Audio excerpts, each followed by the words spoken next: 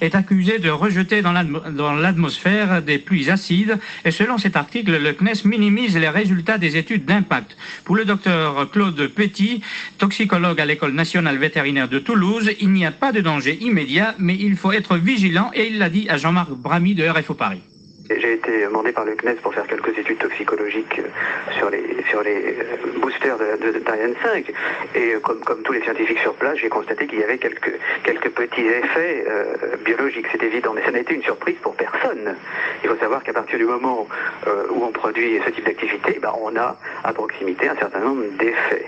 Ce qu'il y a, c'est que il ne faut surtout pas dramatiser les choses, et ne surtout pas prendre quelques données scientifiques ponctuelles pour quelque chose d'absolu.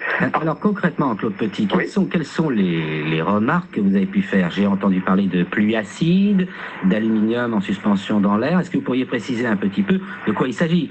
Alors en ce qui concerne les pluies acides, ça n'était pas de ma compétence.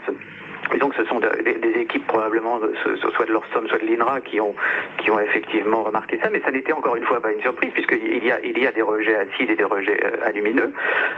Quant à l'aluminium, la terre tropicale, notamment la terre guyanaise, en est extrêmement riche, et rien ne permet de dire, sauf à faire des études à beaucoup plus long terme, s'il va y avoir un impact réel ou pas sur ce plan-là.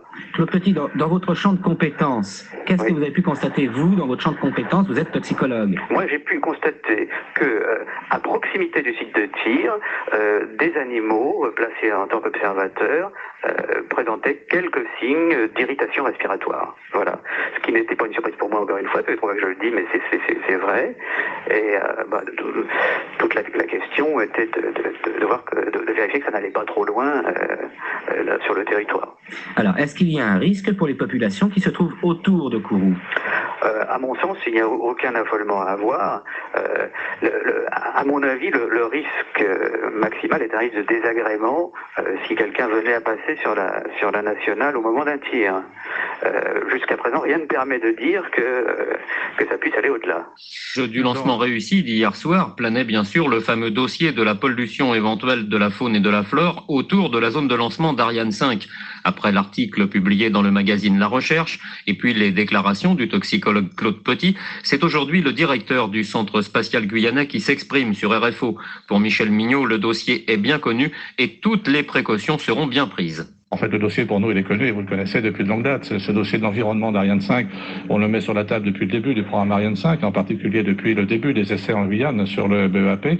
Et nous avons tenu de façon tout à fait complète, je pense, informer et les médias et bien sûr la population et toutes les associations écologiques de Guyane du déroulement de ces essais. Et nous, dans une totale transparence, je crois que la transparence, nous la souhaitons et je crois qu'elle est reconnue par l'ensemble de nos partenaires.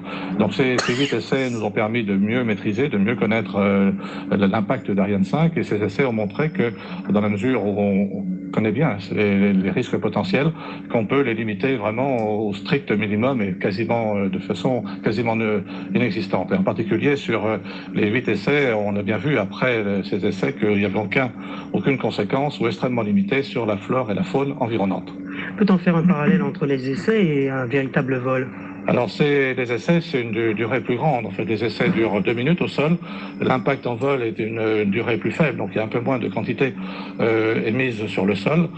Néanmoins, les impacts existeront bien sûr au droit de l'impact des jets sur les installations, mais ce sera extrêmement limité aux installations. Alors nos installations ont été conçues pour cela et nous avons pris en compte ces problèmes d'acide, d'alumine, de façon à protéger nos installations, qu'elles ne soient pas oxydées de façon trop rapide.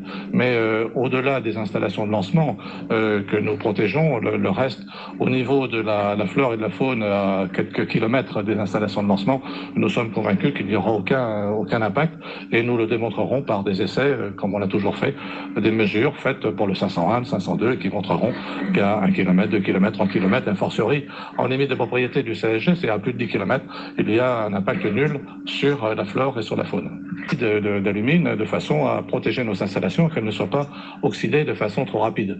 Mais au-delà des installations de lancement que nous protégeons, le reste... La question principale qui se pose, c'est de savoir si les vols d'Ariane 5 auront des retombées sur la faune, la flore ou même les populations de Kourou et de Siennamary.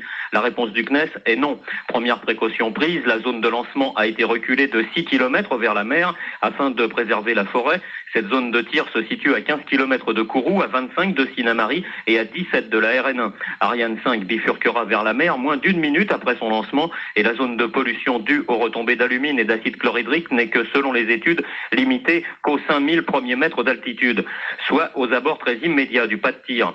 Il sera néanmoins brûlé pendant ce laps de temps de 0 à 5000 mètres, 55 tonnes d'alumine et 33 tonnes d'acide chlorhydrique, soit 35% du total contenu dans les fameux boosters.